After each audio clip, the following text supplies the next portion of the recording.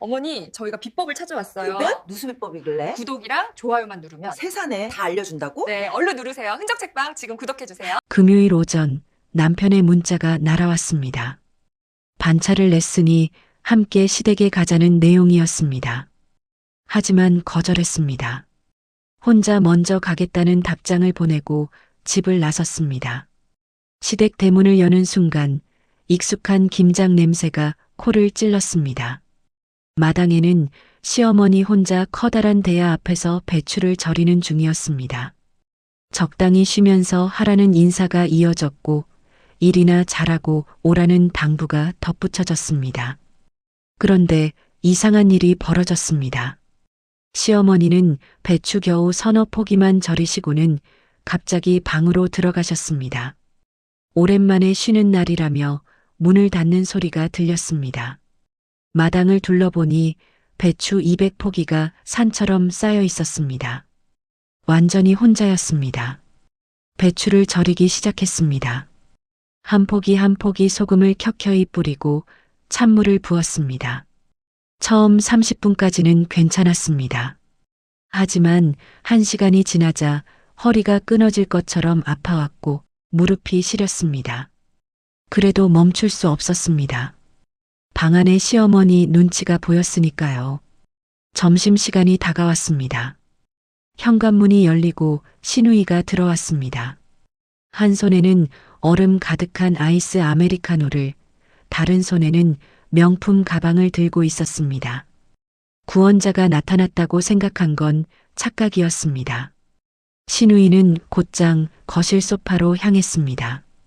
몸을 던지듯 앉더니 TV 리모컨을 집어들었고 예능 프로그램을 켰습니다. 화면에서 웃음소리가 흘러나왔고 시누이의 낄낄거리는 소리가 겹쳐졌습니다.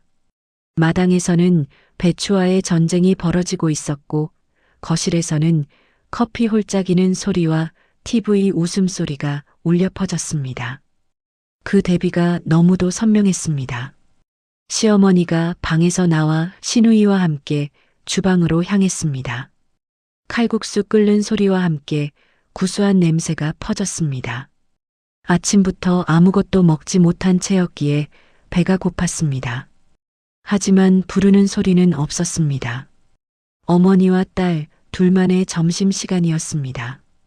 국물 후루룩 소리가 들렸고 배추를 절이며 침을 삼키고 배고픔을 참는 수밖에 없었습니다. 오후가 되자 본격적인 전쟁이 시작됐습니다. 양념 만들기가 시작됐습니다. 고춧가루 한 바가지를 쏟아내고 마늘과 생강을 쏟아 넣었으며 젓갈을 섞자 비린내가 확 올라왔습니다. 맨손으로 치대기 시작했고 고춧가루가 손톱 밑으로 파고들었습니다. 손이 따갑고 매웠으며 눈물이 흘러내렸습니다. 절인 배추를 씻기 시작했습니다. 찬물 속으로 손을 담그자 손가락 끝이 얼얼하게 절였습니다. 한 포기씩 씻고 물기를 털어내고 양념을 발랐습니다. 50포기, 70포기, 100포기. 숫자가 올라갈수록 손에서 힘이 빠졌고 배추가 자꾸만 미끄러져 떨어졌습니다. 시어머니가 마당으로 나왔습니다. 언제 끝나냐는 질문이 날아왔고 거의 다 됐다고 대답했습니다.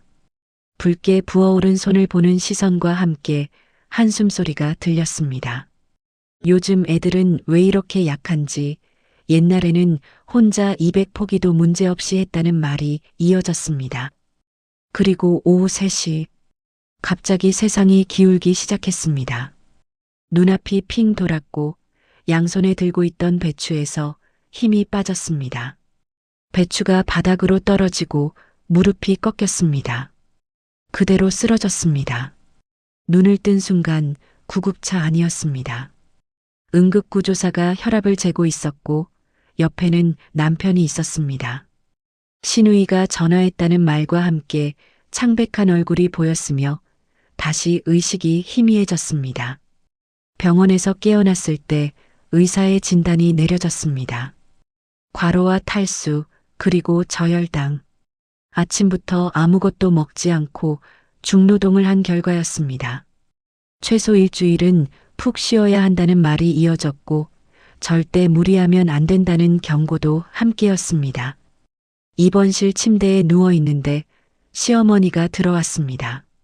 미안하다는 말은 없었습니다. 대신 나온 말은 요즘 애들은 왜 이렇게 약한지, 옛날에는 혼자 다 했다는 똑같은 이야기였습니다. 신우이도 왔습니다.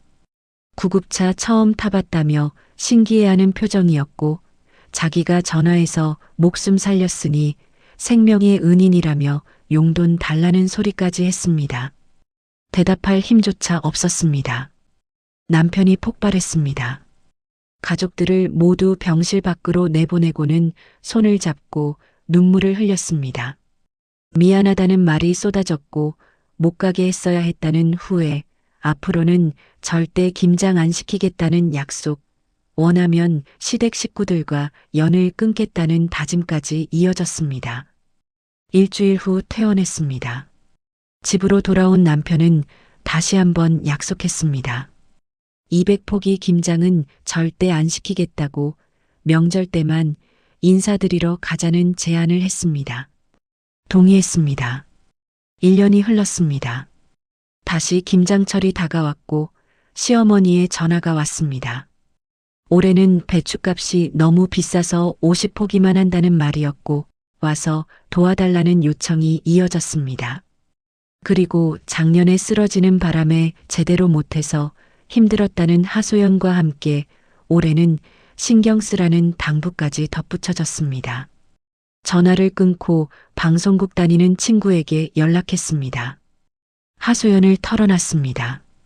남편은 가지 말라는데 시어머니는 또 이렇게 연락한다고, 중간에서 어떻게 해야 할지 모르겠다고. 친구의 제안이 들어왔습니다. 김장 특집 프로그램을 찍는데 시댁에서 촬영하면 어떻겠냐는 것이었습니다. 재료도 방송국에서 다 제공하고 그냥 하라는 대로만 하면 된다는 설명이었습니다. 시어머니께 제안했습니다. 방송국에서 김장하는 집을 촬영한다고 우리 집에서 하면 어떻겠냐고. 시어머니의 반응은 즉각적이었습니다.